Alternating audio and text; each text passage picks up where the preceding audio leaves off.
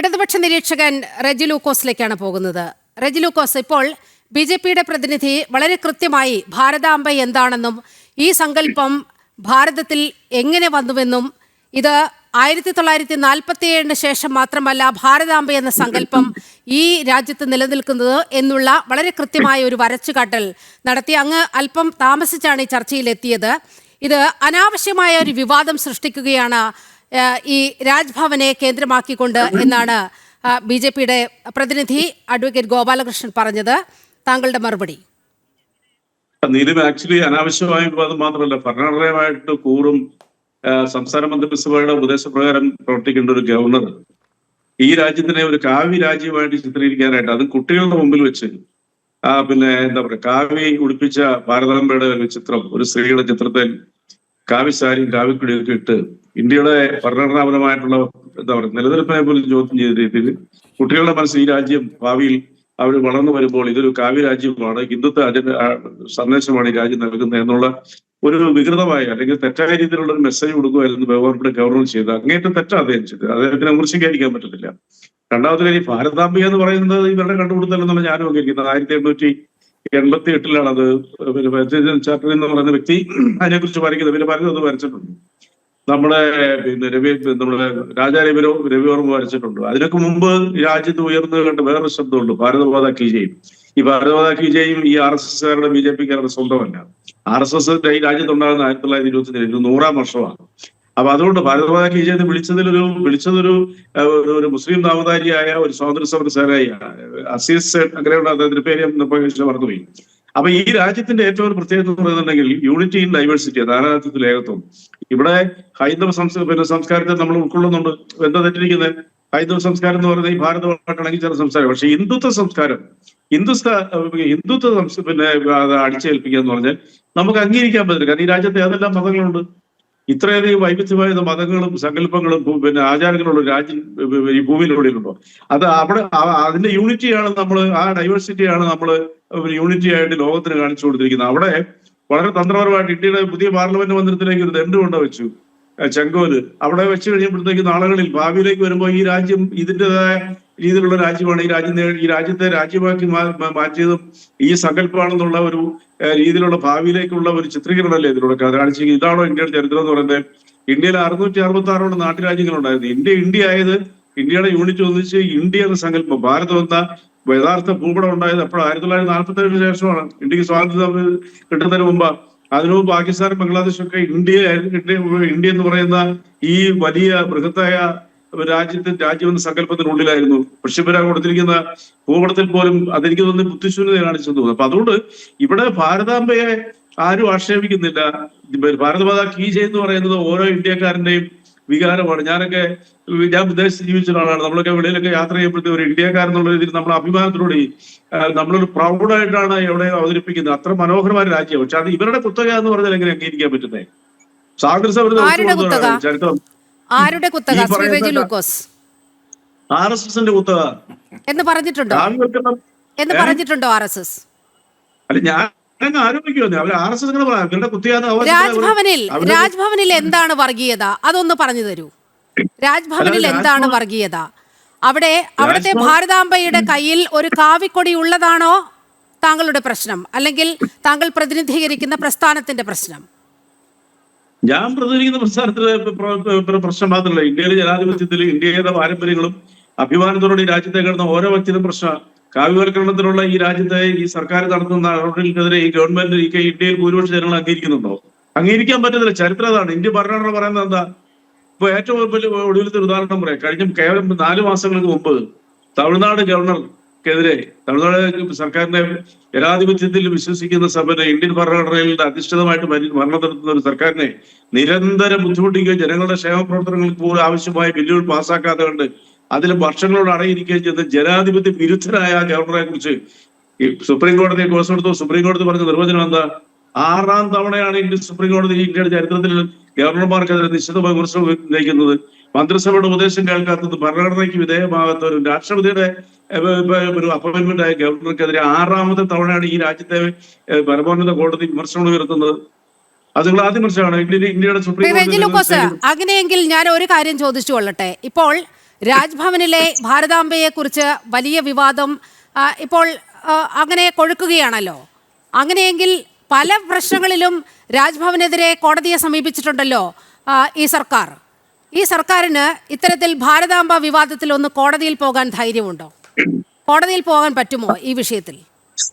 Supreme കോടതി വരെ ആരിഫ് മുഹമ്മദിനെതിരെ നിയമ നടപടിക്ക് പോയിട്ടുള്ള ഒരു ഗവൺമെന്റിന് ഈ ഇതിനെതിരെ കോടതിയിൽ പോകാൻ ധൈര്യമുണ്ടോന്നൊക്കെ നീലിമ വെല്ലുവിളിക്കുന്നത് അത് ഇടതുപക്ഷക്കാരെയും ജനാധിപത്യത്തിൽ വിശ്വസിക്കുന്നവരുടെ നേരിലുള്ള ഒരു അല്ല എങ്കിൽ അതല്ലേ പറയേണ്ടത്. ഞങ്ങൾ ഈ രാജ്ഭവന്റെ ഈ നടപടിക്കെതിരെ കോടതിയെ സമീപിക്കുന്നു എന്ന് പറയുകയല്ലേ വേണ്ടത്? അതെന്തുകൊണ്ടാണ് പറയാത്തത്? അവിടെ സുപ്രീം കോടതിയിൽ ഈ ദേവദാസ് സങ്കല്പമാണ് യഥാർത്ഥത്തിൽ ഇടതുപക്ഷത്തിന്റെയും ഈ ഇടത് വലത് മുന്നണികളുടെ ഒരു പ്രശ്നം എന്നതാണ് ഞാൻ മനസ്സിലാക്കുന്നൊരു വിഷയം. ഒപ്പം കാവിക്കൊടിയും. കാവി എന്ന് പറയുന്നത് നമ്മുടെ ഭാരത സംസ്കൃതിയുമായി എത്രയോ നൂറ്റാണ്ടുകൾ, ആയിരങ്ങൾ നീണ്ടു നിൽക്കുന്ന, വർഷങ്ങൾ നീണ്ടു നിൽക്കുന്ന ഒരു വലിയ അഭേദ്യമായ ബന്ധമുണ്ട് കാവി എന്ന് പറയുന്ന ആ കളറിന്. ഇവിടെ സന്യാസ പരമ്പര, ഇവിടെ മഹാഭാരതവും രാമായണവും എടുത്തു നോക്കൂ, അവിടെയെല്ലാം നമുക്ക് കാണാനാകുന്നത് ഈ കാവ്യവർണ്ണമാണ്. അതിപ്പോൾ RSSന്റെ കൊടിയാണ് എന്ന് പറഞ്ഞുകൊണ്ടാണല്ലോ ഇപ്പോൾ രാജ്ഭവനെതിരെ നിശിതമായ വിമർശനം തെരുവിൽ പോലും അലയടിക്കുന്നത്. ഈ ഗവർണർക്കെതിരെ കൊലവിളിയുമായി ഇവിടെ യുവജന സംഘടന ഇറങ്ങുന്നു, വിദ്യാർത്ഥി സംഘടന ഇറങ്ങുന്നു. പക്ഷേ കാവി എന്ന് പറയുന്നത് എന്തിനാണ് RSSന്റെ മാത്രം തലയിൽ കെട്ടിവെക്കുന്നത്? അത് RSSന്റെ ആണോ? മറുപടി പറയാമോ? തീർച്ചയായും. അല്ല, സന്യാസ ശ്രേഷ്ഠന്മാരുടെ വസ്ത്രത്തേക്ക് കാവ്യ വസ്ത്രങ്ങൾ കൊടുക്കുന്നത് ഈ പറയുന്ന സന്യാസിമാര് മാത്രമാണെന്ന് നിങ്ങൾക്ക് എവിടെ നിന്ന് കിട്ടിയ അറിവ്? ഞാൻ ഇന്ത്യയിലെ സിക്കിം ഒഴിച്ചുള്ള എല്ലാ സംസ്ഥാനങ്ങളിലും വിശദമായിട്ട് യാത്ര ചെയ്തിട്ടുള്ളതാണ്. അതാണ് പറയുന്നത്, നിങ്ങളുടെ സങ്കല്പങ്ങളിലെ വൈകല്യമാണ് നിങ്ങളിപ്പോ എന്നോടുള്ള ചോദ്യങ്ങളായിട്ട് ഞാൻ നിലവെ പിൻ പോയിന്റ് ചെയ്ത് വിമർശിക്കുകയല്ല. നിങ്ങൾ ആദ്യം മനസ്സിലാക്കേണ്ട വസ്തുത, ഇന്ത്യക്ക് ഒരുപാട് പാരമ്പര്യങ്ങളുണ്ട്. ഇന്ത്യ എന്ന് പറയുന്ന രാജ്യം ലോകത്തിന് മുമ്പിൽ മഹത്തായ ഒരു സംസ്കാരത്തിന്റെ ഒരു പ്രതീകമാണ്. ലോകത്തെ 4 അറിയപ്പെടുന്ന സംസ്കാരങ്ങളിൽ ഒന്ന് ഇന്ത്യയിലാണ്. ആരാ നിഷേധിക്കുന്നത്? ആ സംസ്കാരത്തെ നിങ്ങൾ റെജി ലൂക്കോസ്, നമ്മുടെ ചരിത്രത്തിലുണ്ട്, ചരിത്രത്തിൽ പോലും ഒളിഞ്ഞിരിക്കുന്ന സത്യങ്ങളില്ലേ? 1931 പതാക സമിതി ചേരുമ്പോൾ അവിടെ മൗലാന അബ്ദുൽ കലാം ആസാദ് മുന്നോട്ട് വെക്കുന്ന നിർദ്ദേശം എന്ന് പറയുന്നത് കാവി കളറിൽ ചർക്ക വെച്ചുകൊണ്ട് നമുക്ക് ദേശീയ പതാക അവതരിപ്പിക്കാമെന്നാണ്. പിന്നീട് അത് തിരങ്കയിലൊക്കെ വരുന്നു. അപ്പോൾ 1930 കാവിയോട് ഒരു വിരോധവുമില്ല. അന്ന് ജവഹർലാൽ നെഹ്റു ഉണ്ട്, ഗാന്ധിയുണ്ട്, മൗലാന അബ്ദുൽ കലാം ആസാദ് ഉൾപ്പെടെയുള്ള, അതുപോലെ വല്ലഭഭായ് പട്ടേൽ അടക്കമുള്ള ആളുകൾ ചേർന്നുകൊണ്ട് ഈ പതാക സമിതിയിൽ ഇരുന്നു കൊണ്ട് ഈ കാവിയിൽ ചർക്കയുടെ രൂപം വെച്ചുകൊണ്ട് ദേശീയ പതാക പുറത്തിറക്കാം എന്ന് ഉള്ള നിർദ്ദേശം പോലും പുറത്തു വരികയാണ്. അപ്പോൾ എന്ന് മുതലാണ് നിങ്ങൾക്ക് ഈ കാവ്യയോട് ഇത്ര വലിയ അസഹിഷ്ണുത പടർന്നത്? ഞാനൊരു വാചകം പറയും, പിന്നെ ഒരു 5 മിനിറ്റ് പ്രഭാഷണമാണ് നീലിമ. ഇങ്ങനെയാണ് പിന്നെ നമ്മളതിനെ ചർച്ചയ്ക്ക് ഇരിക്കുന്നത്. നമ്മൾ പറയുന്ന കേൾക്കാനായിട്ടല്ലേ ഇവിടെ ഇരിക്കുന്നത്? അതോ നിങ്ങൾ RSSകാർ മാത്രം പറഞ്ഞ കേൾക്കാനാണ് ഇരിക്കുന്നത്? എനിക്ക് മനസ്സിലാകുന്ന കാര്യമില്ല. ഒരു വാചകം തുടങ്ങുമ്പോഴേ നിങ്ങൾ വീണ്ടും 6-7 മിനിറ്റ് നേരത്തേക്ക് ഒരു പ്രഭാഷണം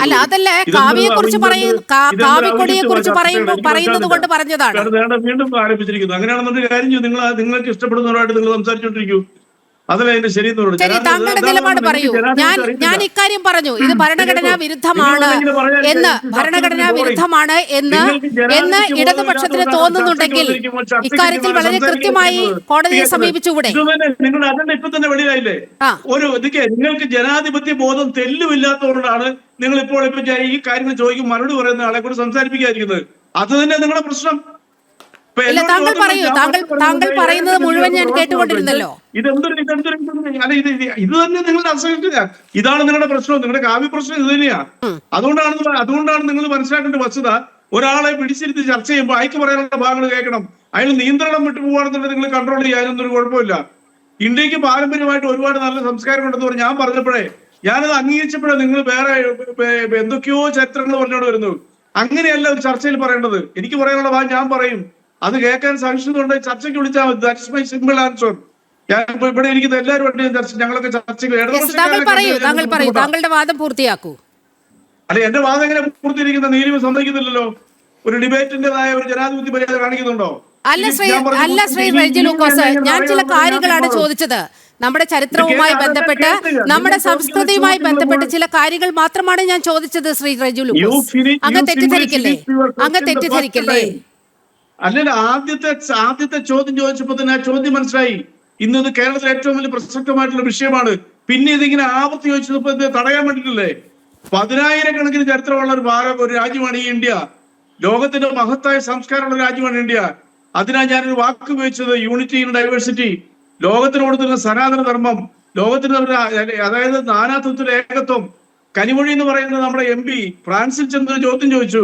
ഫ്രാൻസിലെ ഒരു കൂത്തിക്കാരനായ ഒരു പത്രപ്രവർത്തകൻ എന്താ ചോദിച്ചേ, നിങ്ങളുടെ മാതൃഭാഷ എന്താണെന്ന് ചോദിച്ചു. കനിമൊഴി കൊടുത്ത മറുപടി എന്താ അറിയോ?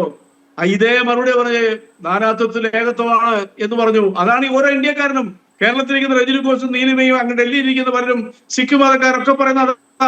അപ്പൊ നിങ്ങൾ ഏതെങ്കിലും ഒരു വിഭാഗത്തിന്റെ കളറ്, അവരുടെ നിറം, അത് ഇന്ത്യയുടെ നിറമാന്ന് പറയാനായിട്ട് ഈ സ്വാതന്ത്ര്യ ജനാധിപത്യ രാജ്യത്ത് നിങ്ങൾക്ക് എന്താ അവകാശമുള്ളത്? അങ്ങനെയാണ് ഞാനിന്ന് ചോദിക്കട്ടെ, ഇന്ത്യൻ ഭരണഘടനയോട് നിങ്ങൾക്ക് വിധേയത്വമുണ്ടോ? ഇന്ത്യൻ ഭരണഘടന എന്താ എഴുതിയിരിക്കുന്നത്? ആർട്ടിക്കിൾ 162, 161 ഒക്കെ നിങ്ങൾ വായിച്ചു നോക്കെ.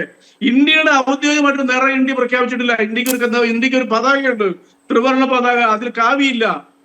അത് നിങ്ങൾ മനസ്സിലാക്കേ. അങ്ങനെയാണെന്ന് ഇവിടുത്തെ സിഖ് മതം, ക്രിസ്തു മതം, മുസ്ലിം മതം, ഇവരുടെ എല്ലാം നിറങ്ങൾ നിങ്ങൾ പിടിച്ചാൽ അംഗീകരിക്കുമോ? നിങ്ങൾ പ്രശ്നം ഉണ്ടാക്കിയത് ആരാ? ബഹുമാനപ്പെട്ട ഗവർണറാ. ഗവർണർ ചെയ്ത ഏറ്റവും വലിയ തെറ്റെന്താ? അത് കേൾക്കാൻ മണിക്കുള്ളൂ. വിദ്യാർത്ഥികളെ മുന്നിലിരുത്തിക്കൊണ്ട് കാവ്യവൽക്കരണമാണ് ഇന്ത്യയുടെ പോളിസി. കാവ്യാണ് ഇന്ത്യയുടെ എന്താ പറയുക ഔദ്യോഗിക നിറം. ഹിന്ദുത്വമാണ് അധിഷ്ഠിതമാണ് ഈ രാജ്യം ചരിത്രാതീത കാലം മുതൽ. അവരുടെ ബ്രെയിൻ കയറിയ ഒരു പ്രായമാകുമ്പോഴും ഈ രാജ്യം ഏതാണെന്നുള്ളതല്ലേ അവർ ചിന്തിക്കത്തുള്ളൂ. അത് ശരിയാണോ? നിങ്ങൾ പറയും. ഈ പറയുന്ന ഒരു കാര്യത്തിലും ഈ കാവ്യ നിറത്തിന് പോലും ഇവർക്ക് അവകാശപ്പെടാനുണ്ടാകുന്നില്ല. ഇവരുടെ ഞാൻ പറഞ്ഞ 100 വർഷത്തെ ചരിത്രമുള്ള RSS ഇന്ത്യയിൽ. നിങ്ങൾ ആദ്യം മനസ്സിലാക്കാം, സ്വാതന്ത്ര്യ സമരത്തിന് ഒറ്റ കൊടുത്തുകൊണ്ട് ഷൂ നക്കി മാപ്പള്ളി കൊടുത്ത ചരിത്രമാണ് ഈ പ്രസ്ഥാനത്തിനുള്ളത്. അത് വിമർശിക്കുന്നത് നിങ്ങൾ എന്തിനാണ് അസഹിഷ്ണുതപ്പെടുന്നത്?